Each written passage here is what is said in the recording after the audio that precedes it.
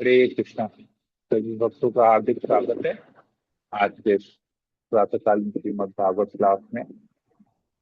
तो आज हम लोग गुरु और गौरांग की कृपा से श्रीमद् भागवतम का नया एक अध्याय पढ़ना प्रारंभ करेंगे।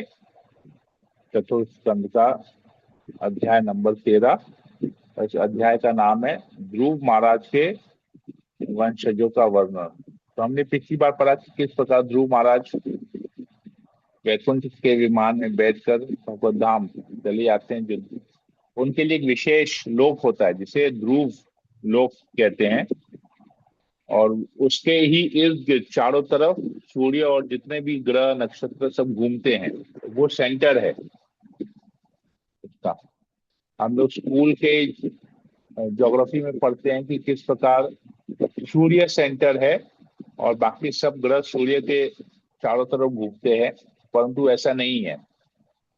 शास्त्र के अनुसार जो हम लोग भागवत तब पढ़ते हैं कि ध्रुव लोक सेंटर में है और बाकी सब नक्षत्र उसके ग्रह उसके चारों ओर चक्कर लगाते हैं। तो उन्हीं महान वरिष्ठ और भक्ति के जो महाजन है, महान भक्त हैं ध्रुव महाराज, उन्हीं के वंशजों का हम लोग आज वर्णन पढ़ेंगे। ओम ज्ञानतिमिरान्धस्य ज्ञानाञ्जना शलाकया चक्षुरुन्मीलितं येन तस्मै श्रीगुरुवे नमः। श्री चैतन्य मनोभीष्टं स्थापितं येन भूतले स्वयं रूप कदा मह्यं ददाति स्वपदान्तिकम्। वन्देऽहं श्रीगुरु श्रीयुतापदकमलं गुरुवैष्णवांश्च श्रीरूपं साग्रजातं सहगण रघुनाथान्वितं तं सजीवं साद्वैतं सावधूतं परिजनसहितं कृष्ण चैतन्य देवं श्री राधा कृष्ण पादान सहगण ललिता श्रीशाखान्वितांश्च नमो विष्णुपादाय कृष्णप्रेष्ठाय भूतले श्रीमते भक्ति वेदांत स्वामिनिति नामिने। नमस्ते सरस्वती देवे गौरवाणी प्रचारिणे निर्विशेष शून्यादि पाश्चात्य देशकारिणे। हे कृष्णा करुणा सिंधु दीनबंधो जगतपते गोपेश गोपिका कांत राधा कांत नमस्ते। सप्त कांचन गौरांगी राधे वृंदावनेश्वरी पुष्पानुसुते देवी प्रणमामि। वाञ्छाकल्पतरुभ्यश्च कृपा सिन्धुभ्येव च पतितानां पावनेभ्यो वैष्णवेभ्यो नमो नमः। जय श्री कृष्ण चैतन्य प्रभु नित्यानंद श्री अद्वैत गदाधर शिवसदि गौर भक्तगण। हरे कृष्णा कृष्ण कृष्णा हरे हरे, हरे राम राम हरे। मंगलाचरण की जय। ओम नमो भगवते वासुदेवाय। ओम नमो भगवते वासुदेवाय। ओम नमो भगवते वासुदेवाय। श्रीमद् भागवतम चतुर्थ स्कंद अध्याय 13 श्लोक नंबर 1। सूत गोस्वामी ने शौनक इत्यादि समस्त ऋषियों से आगे कहा, मैत्र ऋषि द्वारा ध्रुव महाराज के विष्णु धाम में आरोहण का वर्णन किए जाने पर विदुर में भक्ति भाव का अत्यधिक संचार हो उठा और उन्होंने मैत्र से इस प्रकार पूछा। तो देखिए, जिन लोगों को जिस टॉपिक के बारे में सुनने की इच्छा होती है, उस टॉपिक को सुनने के बाद उनको वैसा फीलिंग आता है।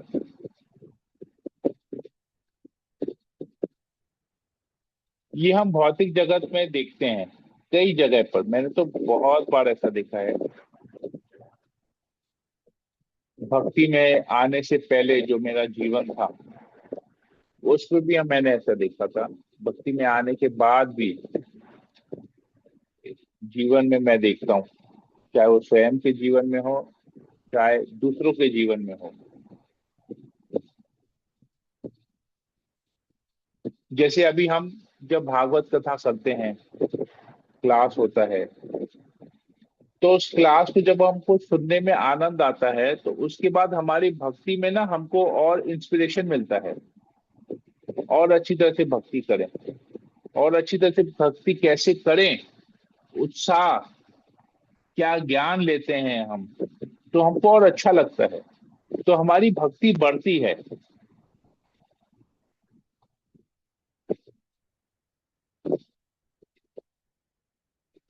और जानने की इच्छा होती है, और करने की इच्छा होती है,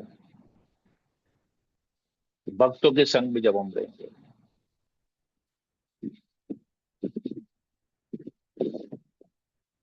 ऐसे ही जब आप कहीं पर जाएंगे, तो आप अगर कोई ग्रुप देखेंगे जो लोग खा पी रहे हैं, तो देखेंगे फिर उनको और खाने पीने का इच्छा होता है, और जोर जोर से बात करते हैं, तो उनको खाने पीने की इच्छा से और ज्यादा, उनको और ज्यादा खाने पीने की इच्छा होती है। हालांकि एक लिमिट के बाद उनका पेट भर जाता है, और उनको खा नहीं पाते हैं, छोड़ देते हैं।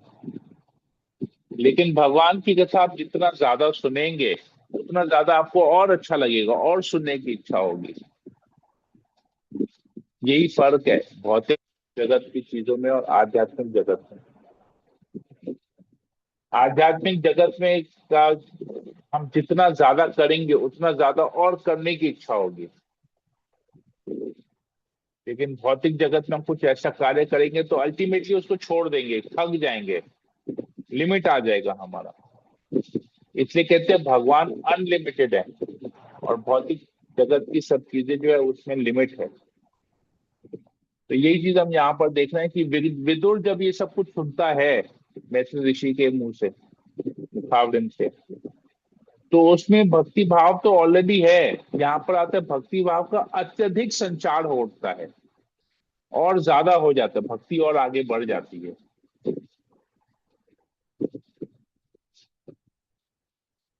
तो प्रभुपाद जी लिखते हैं तात्पर्य में, दिव्य विषय वस्तु ऐसी रोचक होती है कि न तो कोई सुनते और न ही कहते थकान का अनुभव करता है। किंतु जो भक्त नहीं है, वे सोच सकते हैं कि लोग केवल भगवान की वार्ता में इतना समय कैसा लगा सकता है। किंतु भक्त कभी भी भगवान या उनके भक्तों के विषय में सुनते तथा कहते संतुष्ट होते या जाते नहीं। वे जितना ही अधिक सुनते और कहते हैं, उतना ही अधिक सुनने के लिए उत्साहित होते हैं। हरे कृष्ण मंत्र का कीर्तन केवल 3 शब्दों का बारंबार उच्चारण है। ये शब्द है हरे कृष्ण तथा राम। किंतु भक्त लोग इस मंत्र को चौबीसों घंटे कीर्तन करते थकते नहीं है। तो ये बहुत बड़ा एक उदाहरण है हमारे जीवन के लिए, कि अगर हमको जप करने में मजा आ रहा है, तो हम जप ज्यादा करके करेंगे।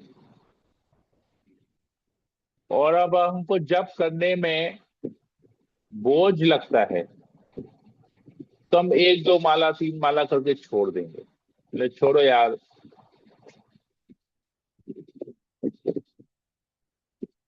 ये सिंपल एग्जाम्पल है हमारे भक्ति में जीवन के लिए। हम जितना ज्यादा जप करते हैं, मतलब हमको जप करने में उतना अच्छा लगता है, तभी हम ज्यादा कर रहे हैं। कोई कार्य अच्छा लगता है तभी उसको ज्यादा ज्यादा करते हैं, और अगर वो कार्य पसंद नहीं है, तो उसको थोड़ी देर करने के बाद छोड़ देंगे, थक जाएंगे, बोलेंगे नहीं यार, थक गए, नहीं करना, बोरिंग लग रहा है, नहीं करना है हमको, बेकार है, हमको नहीं करना है। देखेंगे ये जीवन में है, हमारे जीवन में ये आता है। तो अगर कोई व्यक्ति जप करने में अभी भी 1 माला 2 माला 4 माला में अटका हुआ है, इसका मतलब ये है कि उसको हरिनाम में रुचि नहीं है, इंटरेस्ट नहीं है, स्वाद नहीं है। ये ठीक खाने की भोजन की तरह है। आपको चटपटा पसंद है,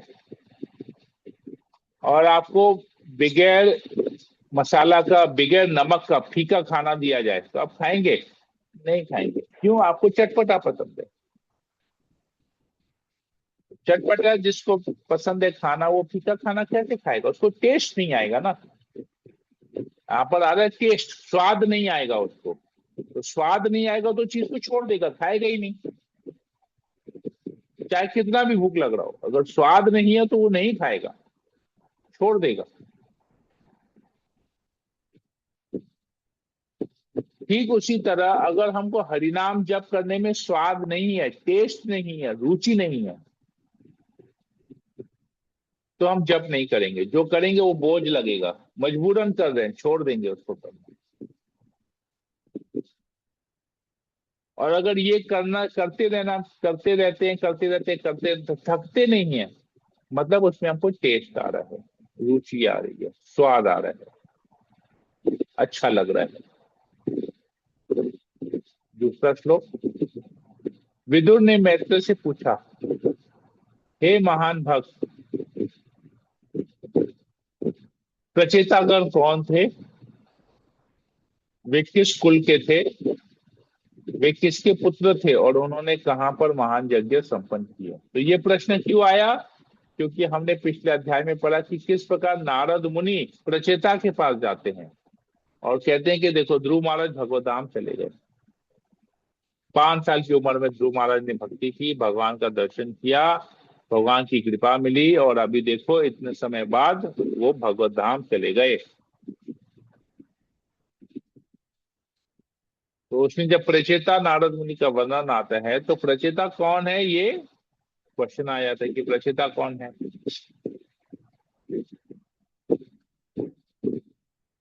तो इसे कहते हैं एक अच्छा सुनने वाला व्यक्ति, श्रोता, अच्छा श्रोता। अब एक कथा खत्म हुआ नहीं, उस कथा में एक नाम आ गया, अब उस नाम के बारे में और जानना है कि वो लोग कौन है। कथा खत्म होके दूसरा कथा का टॉपिक ऑलरेडी दे दिया प्रश्न के उदाहरण, प्रश्न के माध्यम से।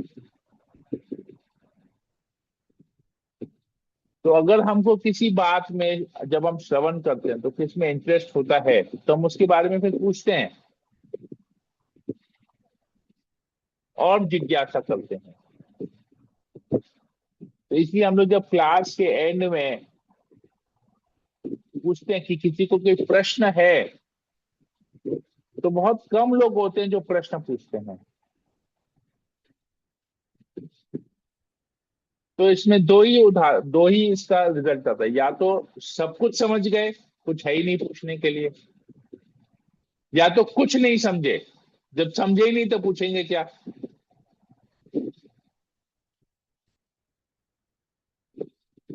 तो यहां पर विदुर जैसा भक्त होना पड़ेगा।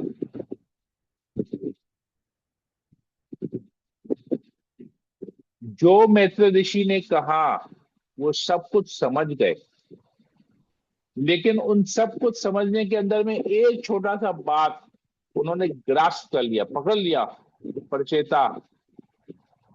और दूसरा श्रृंखला स्टार्ट हो गया, सेकेंड इनिंग्स, कथा का सेकेंड इनिंग्स स्टार्ट हो गया, एक और टॉपिक आ गया। तो प्रश्न पूछना कितना जरूरी है, यहाँ पर हमको पता चलता है। ये भी एक एप्लीकेशन हमको यहाँ पर मिलता है। तो फर्स्ट लोग के एप्लीकेशन में हमने लिखा इंटरेस्ट, रुचि हमको कितना है, और दूसरे में हमको पता चलता है कि रुचि कैसे आती है। श्रवण, अच्छी तरह से श्रवण करेंगे तो रुचि आएगी, अच्छी तरह से जप करेंगे तो रुचि आएगी। दोनों हमारे जीवन के लिए कितना इंपॉर्टेंट है। तीसरा श्लोक। विदुर ने कहा, मैं जानता हूं कि नारद मुनि समस्त भक्तों के शिरोमणि हैं। उन्होंने भक्ति की 5 रात्रिक विधि का संकलन किया है और भगवान से साक्षात भेंट की है। तो नारद मुनि के बारे में मुझे पता है, विदुर कह रहे हैं नारद मुनि के बारे में मुझे पता है, और ये नारद मुनि के बारे में उनका ग्लोरिफिकेशन कर रहे हैं। ये वो कह रहे हैं वो समस्त भक्तों में शिरोमणि है, मतलब टॉप मोस्ट कैटेगरी के हैं, और वो भगवान से रेगुलर मिलते भी रहते हैं।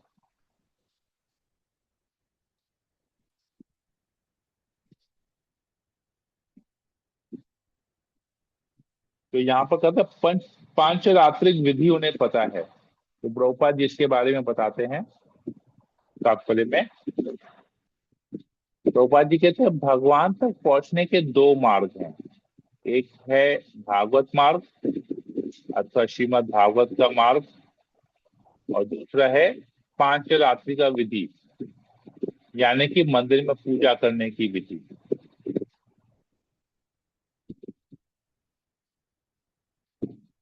कहते हैं जबकि भागवत विधि नवदा भक्ति है, जो श्रवण तथा कीर्तन से प्रारंभ होती है। और कृष्ण भावनामृत आंदोलन एक साथ दोनों ही विधियों को अपनाता है, जिससे भगवान के साक्षात्कार के मार्ग में निरंतर प्रगति की जा सकती है। जैसा कि विदुर ने यहाँ उल्लेख किया है, सर्वप्रथम नारद ने यह पांच रात्रिक विधि चलाई। तो एक है नवेदा भक्ति, श्रवण कीर्तन अर्चनम दास्यम साक्ष्यम, ये जिसका वर्णन प्रहलाद महाराज करते हैं, नवेदा भक्ति का वर्णन। और दूसरा है भगवान की सेवा पूजा करना, अर्च विग्रह की पूजा करना, वो भी ये भक्ति है। तो कोई भी एक मार्ग पकड़ेंगे तो हम भगवत धाम चले जाते हैं। परंतु इस्कॉन ने क्या किया है, दोनों मार्गों को अपनाया है। तो इस्कॉन में देखेंगे कि भगवान की अर्च विग्रह सेवा को भी महत्व दिया जाता है, और भागवत श्रवण को भी महत्व दिया जाता है। जिसे अभी हम लोग जानते हैं, जैसे है डबल इंजन सरकार, सेंट्रल गवर्नमेंट, सेंटर में जो सरकार है वही सरकार अगर प्रांत में, स्टेट में होती है, तो वो स्टेट जल्दी प्रगति करता है। और जिस स्टेट में विपरीत सरकार होती है वो स्टेट का प्रगति स्लो हो जाता है, धीमा हो जाता है, या तो नहीं के बराबर होता है। लेकिन भक्ति में क्या है, कोई भी कार्य अपने में सक्षम है भगवत धाम लेके जाने के लिए। चाहे हम नवेदा भक्ति करें, भागवत मार्ग लें, या पंचरात्रिक पूजा मार्ग ले, हमको भगवत धाम मिलेगा। लेकिन अगर दोनों को एक साथ करते हैं, जैसे डबल इंजन सरकार, और जल्दी जल्दी होता है फिर प्रगति, डबल इंजन सरकार से प्रगति जल्दी होता है, बाधाएं नहीं होती है। तो वैसे ये दोनों अगर हम करते हैं तो हमारे भक्ति में जल्दी जल्दी प्रगति होती है। तो नारद मुनि में ये दोनों है। नारद मुनि को पूरा भागवत का ज्ञान भी था, क्योंकि उन्हें ये ज्ञान ब्रह्मा जी से मिला था। फिर नारद मुनि ने ज्ञान फर्दर व्यास देव को दिया। तो नारद मुनि परंपरा में है, और साथ ही साथ नारद मुनि को पांचरात्रिक विधि भी आती है, तो वो डबल दोनों का ही उनको ज्ञान है। चौथा नंबर श्लोक। जब समस्त प्रचेता धार्मिक अनुष्ठान तथा यज्ञ कर्म कर रहे थे और इस प्रकार भगवान को प्रसन्न करने के लिए पूजा कर रहे थे, तो नारद मुनि ने ध्रुव महाराज के दिव्य गुणों का वर्णन किया। ये रेपिटेशन कर रहे हैं विदुर, जो अब तक सुना उन्होंने मैत्री ऋषि के मुखावरिन से। हे ब्राह्मण, नारद ने भगवान का किस प्रकार गुणगान किया और उस सभा में किन लीलाओं का वर्णन हुआ, मैं उन्हें सुनने का इच्छुक हूँ। कृपया विस्तार से भगवान की इस महिमा का वर्णन कीजिए। तो केवल ये जाके नहीं बताया, ये तीन लाइन जैसे हमने पिछले में पढ़ा था, तीन लाइन में कि एक लाइन के तो ध्रुव महाराज ने 5 साल की उम्र में भक्ति की, भगवान का दर्शन किया, भगवान की कृपा मिली, अब इतने साल बाद भगवत धाम से उनके लिए वैकुंठ से एयरप्लेन आया है, उसमें चढ़ के वो भगवत धाम चले गए। केवल इतना ही नहीं किया, बहुत कुछ बात किया, जिसमें से ये भी उनको बताया नारद मुनि ने। तो ये तो बता दिया, क्योंकि ये कथा डिटेल में इन्होंने सुन लिया, विदुर ने सुन लिया मैत्री ऋषि के मुखावरे से। अब और नारद मुनि ने क्या कहा उसके बारे में वो और सुनना चाहते कि इस कथा के अलावा, ध्रुव महाराज की लीला के अलावा उन्होंने और क्या बताया प्रचेतास को, वो मुझे बताइए। क्योंकि नारद मुनि जैसे भक्त जो हैं वो बगैर भगवान का कथा किए रह ही नहीं सकते। वो जहां पर भी जाएंगे, जिस किसी से भी मिलेंगे, केवल भगवान का ही कथा करेंगे और कुछ नहीं कहेंगे। तो हमको भी अगर अपने भक्ति का लेवल चेक करना है कि हम भक्ति के किस स्तर पे हैं, तो हम क्या कथा करते हैं, हम क्या बातें करते हैं दूसरों के साथ, उससे डिपेंड करता है। अगर हम दूसरे लोगों से मिलके केवल भौतिकतावादी बात करेंगे तो हम भक्त नहीं हैं। क्योंकि भक्त अपने आप को भौतिकतावादी बातों में समय अपना व्यर्थ नहीं गंवाता है, वेस्ट नहीं करता, टाइम वेस्ट नहीं करता है।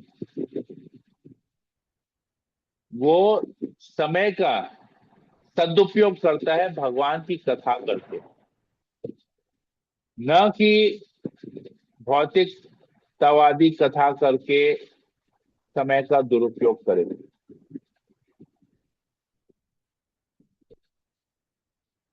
तो इससे पर हम क्या कहते हैं, इससे पता चलता है कि हमारे मन में क्या चल रहा है, हमारे दिमाग में क्या चल रहा है। तो अगर हमको अपने आप को एनालाइज करना है, खुद को, जिसे निरीक्षण कहते हैं, स्वयं निरीक्षण करना है कि हम भक्ति में कितने उन्नत हैं, हमको सही तरीके से पता चल जाएगा जब हम दूसरों से क्या बात करते हैं, हमारे मुख से क्या वाणी निकलती है, उससे हमारे भक्ति का स्तर पता चल जाएगा। तो और कोई हमें क्या बताता है नहीं बताता है, कोई व्यक्ति हमारा बहुत प्रशंसा करता है, अरे प्रभु क्या कथा करते हैं, अरे माता जी क्या कथा करती हैं, मत पूछो, एकदम दिल खुश हो जाता है उनकी वाणी को सुन के। वो तो आधा घंटा, एक घंटा, 2 घंटा सुनते हैं। उसके बाद वो प्रभु और वो माता जी बाकी अपना समय कैसे बिता रहे हैं वो भी देखना जरूरी है। तो किसी को जज करने से पहले उसके 24 घंटे को, रूटीन को भी देखना पड़ेगा। केवल आधा घंटा, 1 घंटा से हम किसी व्यक्ति को जज नहीं कर पाएंगे। उसका आचरण कैसा है उसके ऊपर भी डिपेंड करता है, वो क्या बातें करता है उसके ऊपर डिपेंड करता है। भले कोई व्यक्ति कथा बहुत अच्छा करता हो, लेकिन उस कथा के बाद वो क्या करता है, कथा के बाद जाके वो जाके गालियां देगा लोगों को, भौतिकतावादी बात करेगा, भौतिक जगत की तरह थोड़े से अपशब्द कहेगा, तो कैसे उसको हम भक्ति के लेवल पे ले सकेंगे, कैसे समझ पाएंगे कि वो भक्त है। हमारा जजमेंट गलत हो जाएगा। तो यही चीज यहाँ पर बता रहे हैं कि नारद मुनि जब गए तो भक्त हैं, वो तो बहुत कुछ भगवान की लीला बताए होंगे, आपने तो थोड़ा सा खाली बता दिया ध्रुव महाराज वाला, और क्या बताया वो आप हमको, वो आप मुझे बताइए।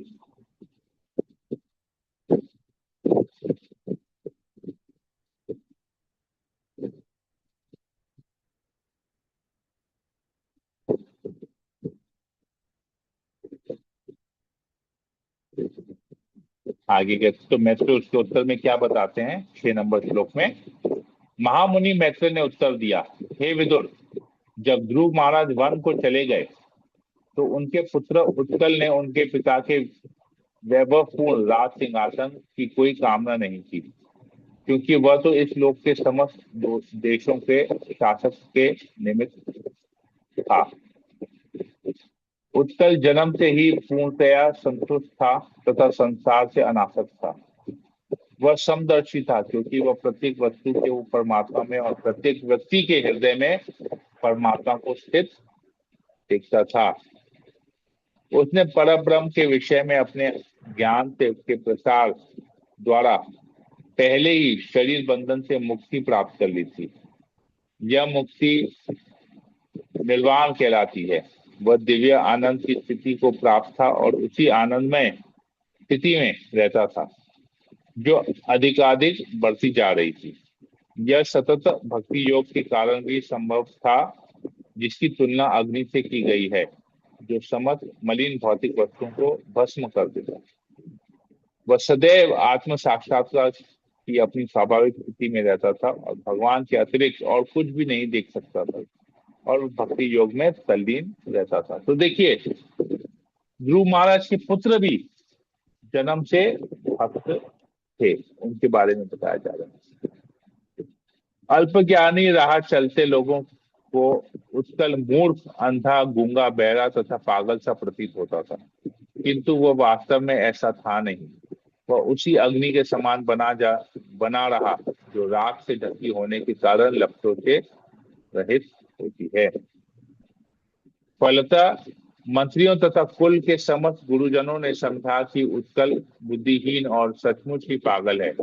इस प्रकार उसका छोटा भाई, जिसका नाम वत्सर था और जो भ्रमी का पुत्र था, राज सिंहासन पर बिठा दिया गया और वह सारे संसार को का राजा हो गया। राजा वत्सल की अत्यंत प्रिय पत्नी स्ववीरसी थी और उसने 6 पुत्रों को जन्म दिया, जिनके नाम थे पुष्पाण, निगम केतु, ईश, ऊर्ज, वसु तथा जय। तो देखिए, दो पुत्र थे। एक शुद्ध भक्त था और पूरे प्योर रूप से आसक्ति नहीं थी, उसे अनासक्त था, और दूसरा पुत्र फिर राजा बन गया। तो उसके वंश, क्योंकि वो तो छोड़ दिया, वो तो ऐसे ही घूम रहा था सब जगह, भगवान के नाम में ही पूरा अपना जीवन बिता दिया। तो दूसरा पुत्र जो राजा बना, उसके वहां से वंश और आगे बढ़ा। पुष्पान के 2 पत्नियां थी, जिनके नाम प्रभा तथा दोषा थे। प्रभा के 3 पुत्र हुए, जिनके नाम प्रात, मज्जनदिनम तथा सायं थे। दोषा के 3 पुत्र थे, प्रदोष, निशित तथा व्युष्ट। व्युष्ट की पत्नी का नाम पुष्पकणिनी था, जिनसे सर्व तेजा नामक अत्यंत बलशाली पुत्र को जन्म दिया। देखिए, वंशज आ रहे हैं, इसके ज्यादा हम लोग इसमें डिटेल में नहीं जाएंगे, एक्सप्लेनेशन का कुछ नहीं है। सर्व तेजा की पत्नी आकुति ने एक पुत्र को जन्म दिया, जिसका नाम चाक्षुष था, जो मनु कल्पांत में छठा मनु बना। देखिए, उनके वंश का एक पुत्र मनु भी बना। चाक्षुष मनु की पत्नी नडवला ने निम्नलिखित निर्दोष पुत्रों को जन्म दिया: पुरु, कुछ, कृत, जुम्न, सत्यवान, ऋत, व्रत, अग्निष्टोम, अतिरात्र, प्रद्युम्न, शिवी तथा उल्मुख। उल्मुख के 12 पुत्रों में से 6 पुत्र उनकी पत्नी पुष्किणी से उत्पन्न हुए। वे सभी अति उत्तम पुत्र थे। उनके नाम थे अंग, सुमना, ख्याति, ऋतु, अंगिरा तथा गय। अंग की पत्नी सुनीता से वेन नामक पुत्र उत्पन्न हो। देखिए, ये सब जो नाम पढ़ रहे हैं ना, ये सब आगे चरित्र आएगा। इन लोगों का सबका हम चरित्र पढ़ेंगे। वेन का पढ़ेंगे और अंग के बारे में पढ़ेंगे, अंगिरा के बारे में पढ़ेंगे, सबके बारे में हम यहाँ पर आगे पढ़ेंगे, बहुत सारे। तो कितना सुपर फैमिली था कि इन सबका प्राय सबका चरित्र भागवतम में आता है। साधु स्वभाव का राजा अंग वेन के दुराचरण से अत्यंत निराश था। फलतः उसने घर तथा राजपाट छोड़ दिया और जंगल चला गया।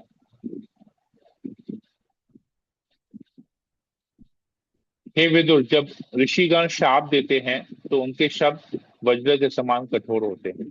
अतः जब उन्होंने क्रोधावश वेन को शाप दे दिया तो वह मर गया। उसकी मृत्यु के बाद कोई राजा न होने से चार चोर चोर उचक्के पनपने लगे। राज्य में अनियमितता फैल गई और समस्त नागरिकों को भारी कष्ट झेलना पड़ा। यह देखकर ऋषियों ने वेन की दाहिनी भुजा को दंड मथनी बना लिया और उनके मथने के कारण भगवान विष्णु अपने अंश रूप में संसार के आदि सम्राट राजा पृथु के रूप में अवतरित हुए। विदुर ने मैत्री से पूछा, हे ब्राह्मण, राजा अंग तो अत्यंत भद्र था, वह अत्यंत चरित्र तथा साधु पुरुष था और ब्राह्मण संस्कृति का प्रेमी था, तो फिर इतने महान पुरुष के वेन जैसे दुष्ट पुत्र कैसे उत्पन्न हुए, जिससे वह अपने राज्य के प्रति अनियमतक होता और उसे छोड़ दिया। विदुर ने और भी प्रश्न पूछे। धर्मात्मा ऋषियों ने राजा वेन को, जो स्वयं दंड देने वाले दंड को धारण करने वाला था, क्यों कर शाप देना चाहा और इस प्रकार उसे सबसे बड़े दंड ब्रह्म शाप दे डाला। प्रजा का कर्तव्य है कि राजा का अपमान न करे, चाहे यदा कदा वह अत्यंत पापपूर्ण कृत्य हुआ ही क्यों न प्रतीत हो। अपने तेज के कारण राजा अन्य शासनकर्ता प्रमुखों से सदैव अधिक प्रभावशाली होता है। विदुर ने मैत्र से अनुरोध किया, हे ब्राह्मण, आप भूत तथा भविष्य के समस्त विषयों के में पारंगत हैं, अतः मैं आपसे राजा वेन के समस्त कार्यकलापों को सुनना चाहता हूँ। मैं आपके श्रद्धालु भक्त हूँ, अतः आप इसे विस्तार से कहें। तो राजा वेन की कथा आएगी, इसको हम लोग फिर आगे कल कंटिन्यू करेंगे। तो यहीं से रखते हैं। हरे कृष्णा। समय भी हो गया है, तो किसी को कोई प्रश्न हो पूछ सकते हैं, कुछ कमेंट हो बोल सकते हैं।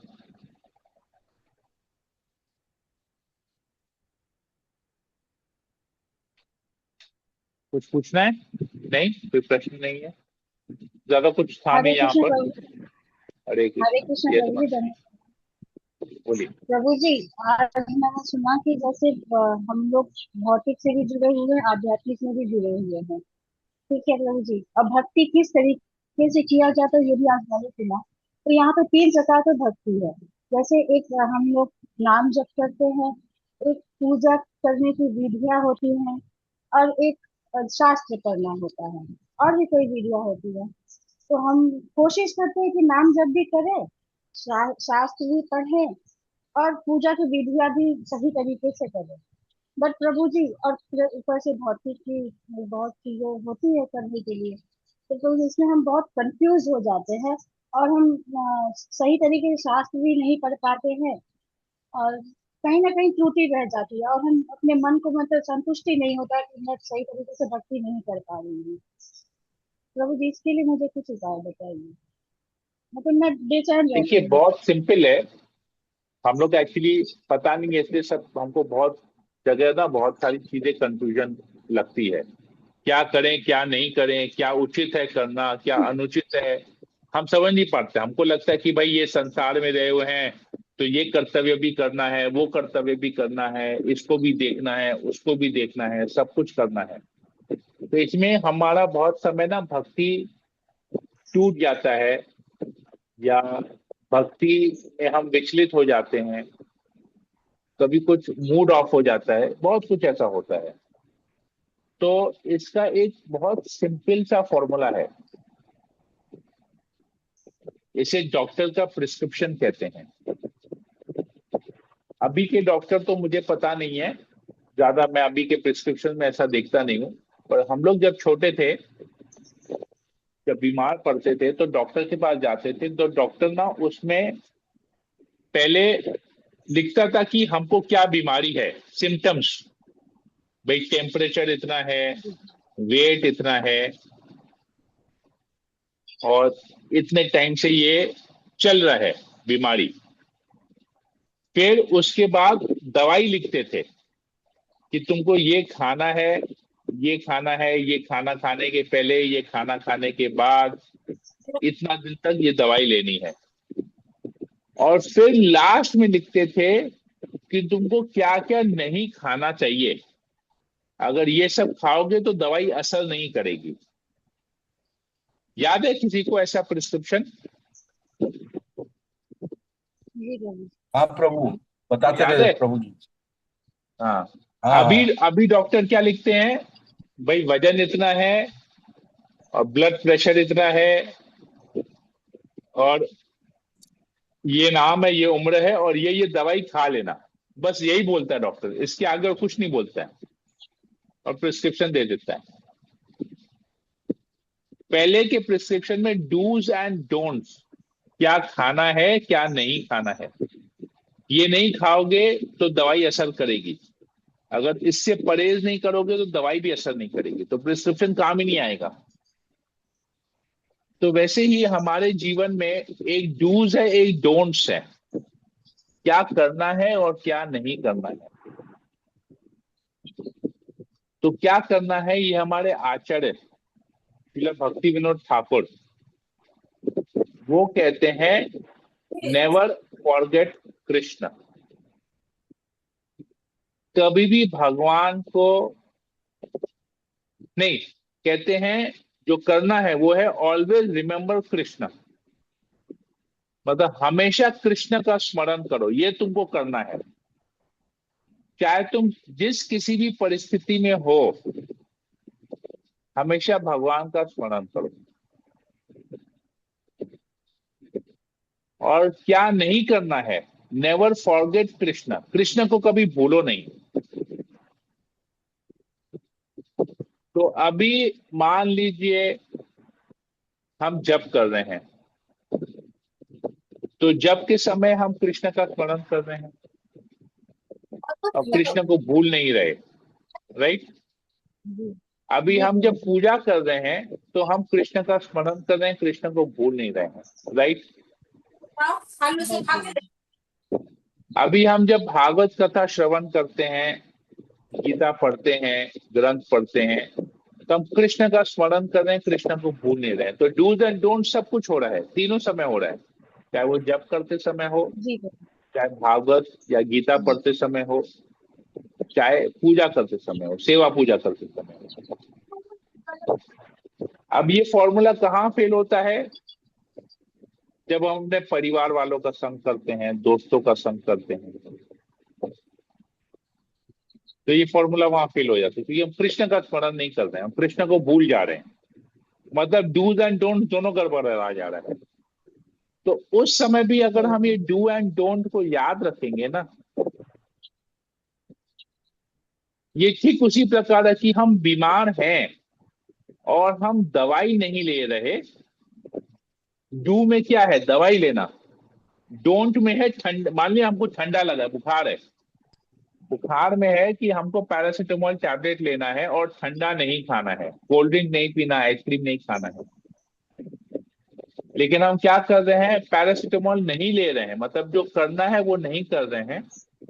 और जो नहीं करना है, मतलब आइसक्रीम नहीं खाना है, हम आइसक्रीम खा रहे हैं, तो क्या हम बीमारी से ठीक होंगे? नहीं होंगे, क्योंकि दवाई नहीं ले रहे हैं। और जिस चीज से बीमार हुए हैं उसी को खा रहे हैं, जिससे ठीक होंगे उसको नहीं खा रहे हैं। तो हम इस भौतिक जगत में किस लिए हैं? क्योंकि हमने कृष्ण का स्मरण नहीं किया, कृष्ण को भूल गए, इसलिए इस भौतिक जगत में है, ऐसे लोगों के बीच में है। अब ऐसे लोगों के बीच में रह के हम वापस से वही काम कर रहे हैं कि हम कृष्ण को स्मरण नहीं कर रहे हैं, हम कृष्ण को भूल जा रहे हैं और भौतिकतावादी बात कर रहे हैं। तो जी हम प्रभु जी। बीमार की बीमारी रहेंगे, हमारा बीमारी नहीं जाएगा। पैरासीटामोल नहीं खाएंगे और आइसक्रीम खाएंगे तो बुखार जाएगा नहीं, बुखार और बढ़ेगा, शरीर में और गर्माइश आ जाएगी और बीमार पड़ेंगे, शरीर और खराब हो जाएगा। तो हमको ये रियलाइज करना है कि हम बीमार हैं, बीमारी का कारण है कि हम कृष्ण को भूल चुके हैं। और अब इसका उपाय यही है कि हमको कृष्ण का स्मरण हर समय रखना, कृष्ण को भूलना नहीं है, किसी भी समय एक क्षण के लिए भी नहीं भूलना है, चाहे वो हम अपने परिवार के बीच क्यों ना हो। तो परिवार के बीच रह के भी अभी मैं एक छोटा सा आपको उदाहरण देता हूँ। अब मैं परसों की बात कर रहा हूँ। परसों हमारे इधर में एक भक्त के यहाँ पर माता जी प्रभु जी हैं, उनको पोता हुआ, मतलब उनके बेटे को एक बेटा हुआ। तो हम लोग वहां पर नर्सिंग होम में गए। सैटरडे मॉर्निंग को हुआ, हम लोग संडे गए, संडे छुट्टी था, संडे शाम को हम लोग गए क्योंकि विजिटिंग आज ही शाम का समय होता है। संडे शाम को हम लोग गए। तो वहां पर क्या चर्चा हम लोग कर रहे थे कि बच्चे का नाम क्या रखेंगे। तो वो लोग बता रहे थे कि हमने सोचा है, जी से नाम निकला तो हमने सोचा है, प्रभु जी बोल रहे हैं कि मैं सोच रहा हूँ बेटे का नाम गौरांग रखूंगा। तो क्या हमेशा हमारे मुंह से भगवान का नाम उच्चारण होगा। माता जी बोल रही है नहीं, मैं सोच रही हूँ बेटे का नाम गोकुल रखेंगे। तो जब जब गोकुल बुलाएंगे तो गोकुल धाम की, कृष्ण की याद आएगी कि यहाँ कृष्ण गोकुल में कैसे लीलाएं कर रहे थे। फिर क्या बात हो रहा था कि हम लोग, नमः शिवाय। माता जी ने जब, उनकी बहू जब प्रेग्नेंट थी तो वो क्या क्या क्या करती थी, जय माता कैसे उनको पार्वती श्री कृष्ण का गणेशाय स्मरण नमः है, वो शिवाय सब बता रही थी। नमः तो अमृतस्ताय देखिए नमः क्या बातें सदस्ताय हो नमः रही है हमारे बीच में। जमनाय। जय माता पार्वती, जय माता गंगा, जय माता जमुना, जय माता लक्ष्मी, जय माता सरस्वती, जय माता काली, जय माता दुर्गा, जय माता राधे, जय माता सीता, जय माता तुलसी, जय माता शीतला, जय वेद माता राकेश जायसवाल गायत्री। तो कहीं पर बिजी है। ओम भर्गो देवस्य धीमहि धियो यो नः प्रचोदयात्।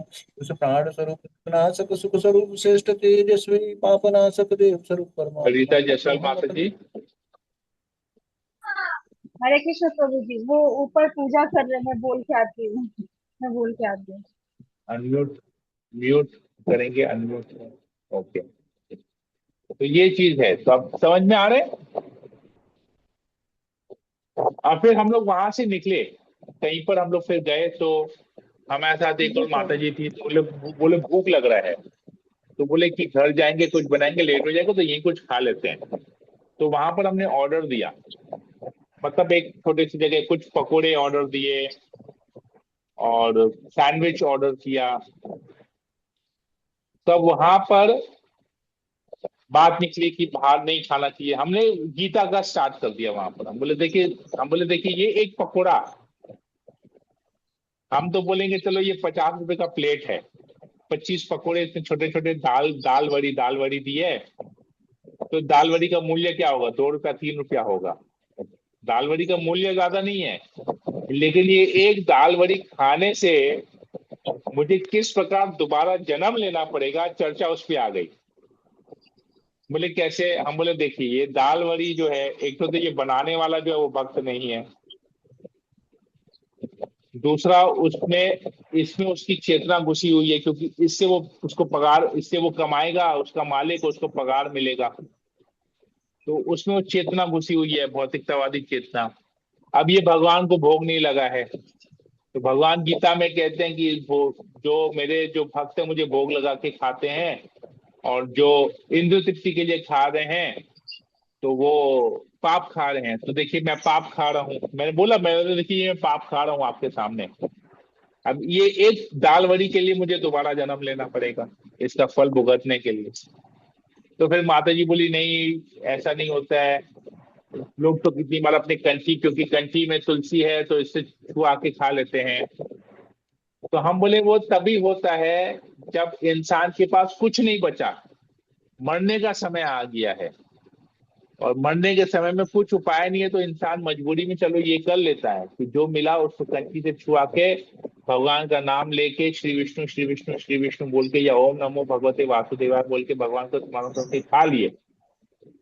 लेकिन हम लोग क्या कर रहे हैं, हमारे पास तो ऑप्शन था कि हम घर जाएंगे। अब इतना भी जोर का भूख नहीं था कि अभी नहीं खाएंगे तो मर जाएंगे। तो देखिए ये सब बातें हो रही थी हम लोग के बीच में। तो मतलब कैसा लोगों के साथ कैसे बात करना है वो भी हमको आना चाहिए। उन सब बातों से भी हमको शिक्षा मिलनी चाहिए, वो सारे से शिक्षा लेनी कि कैसे हम भगवान का स्मरण करें, भगवान को भूलें नहीं।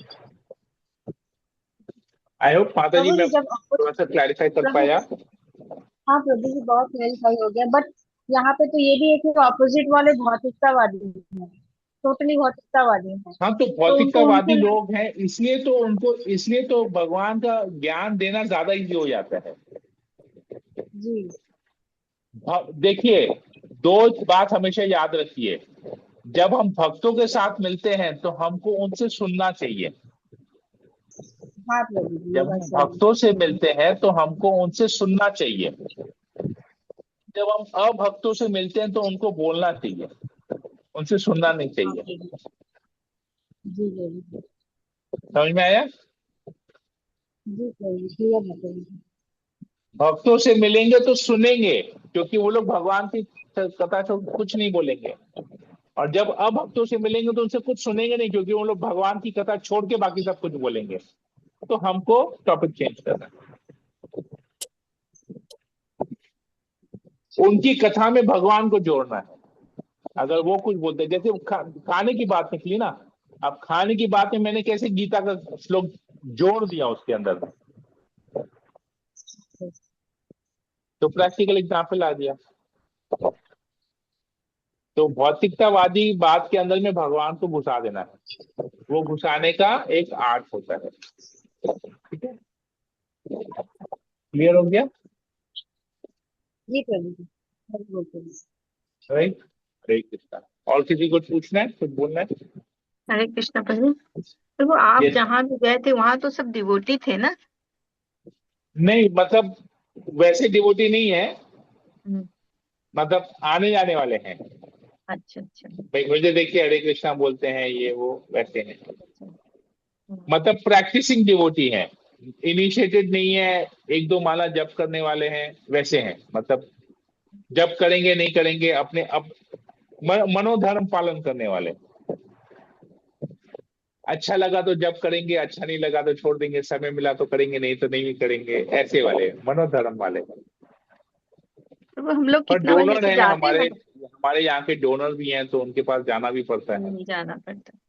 तो कितना बार ऐसे होता है ना, हम लोग जैसे बाहर गए हैं गाड़ी पे, बहुत जोर भूख लगे तो हम लोग फ्रूट्स लेके नमो विष्णु करके खा लेते हैं।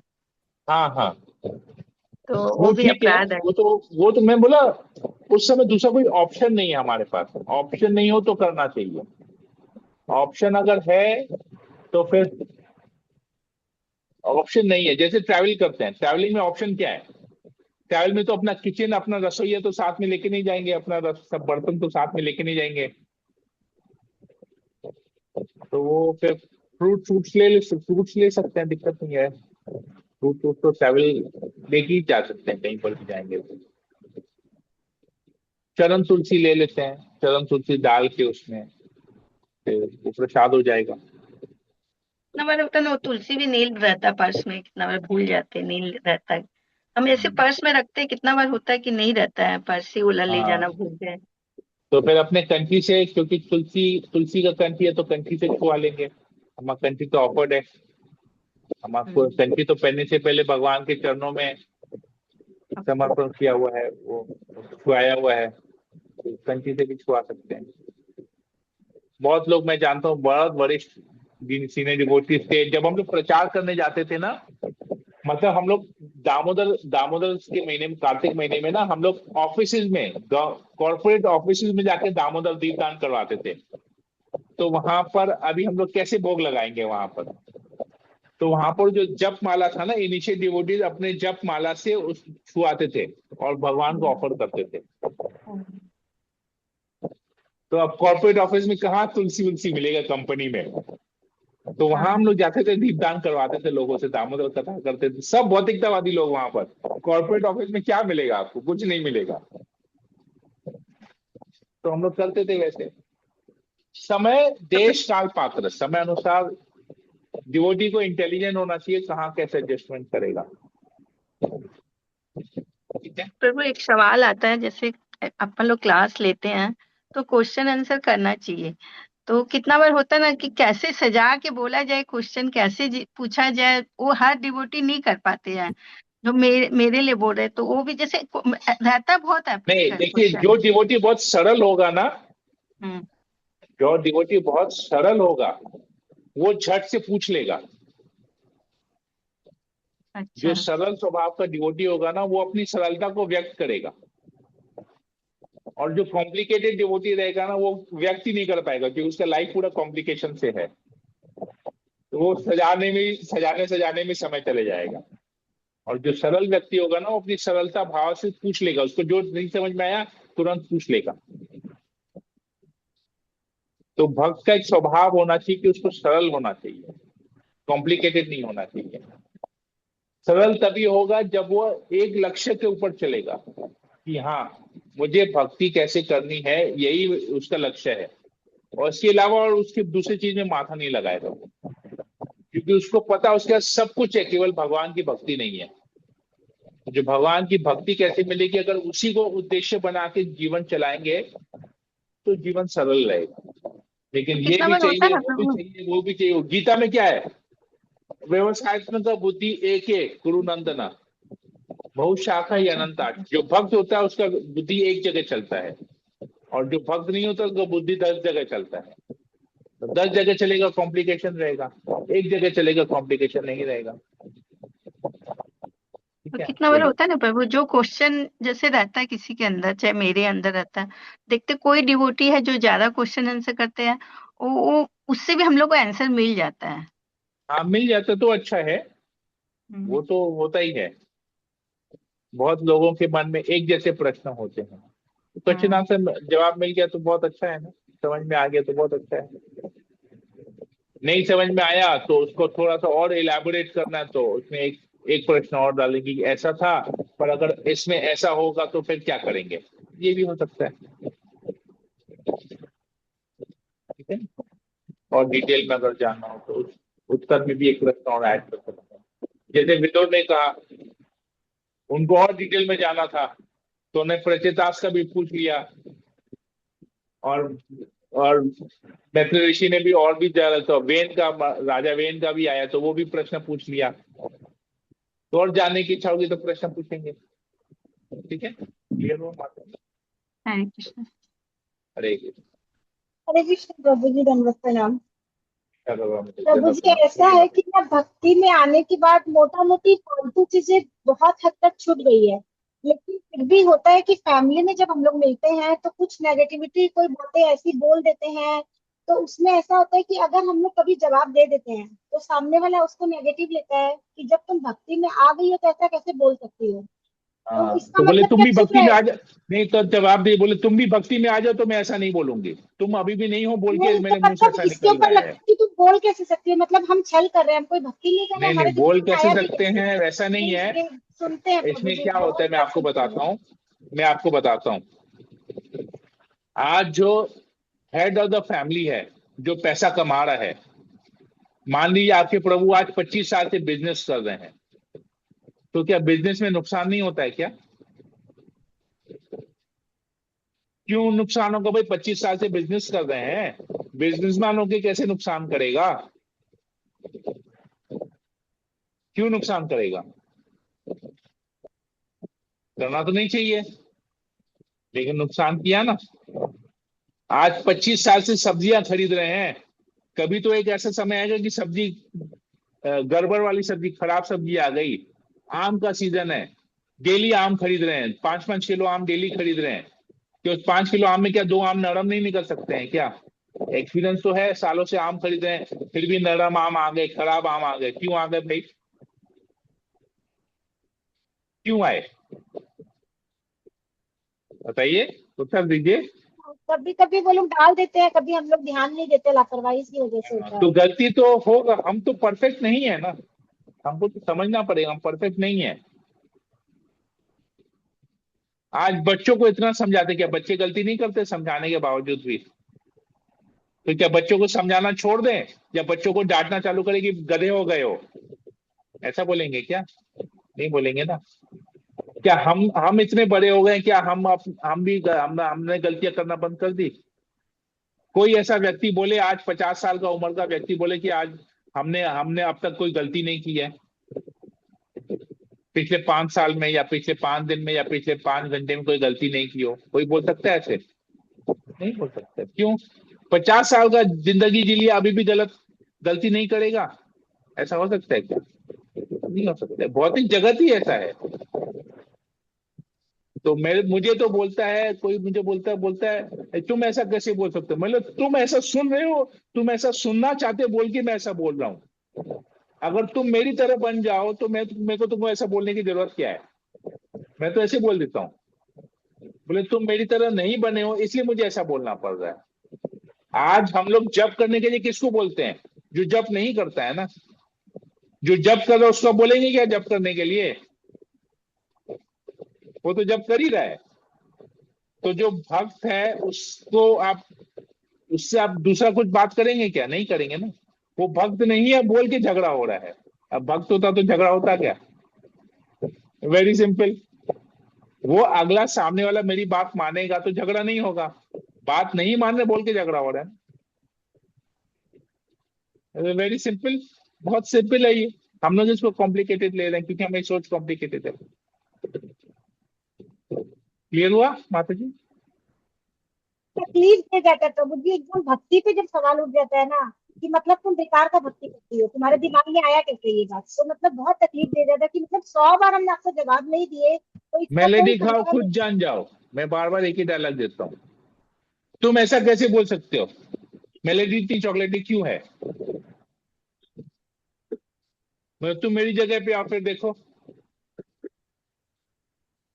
Very simple. लोग मुझे बोलते हैं प्रभु आप इतना अच्छा, आपका भक्ति कितना अच्छा है।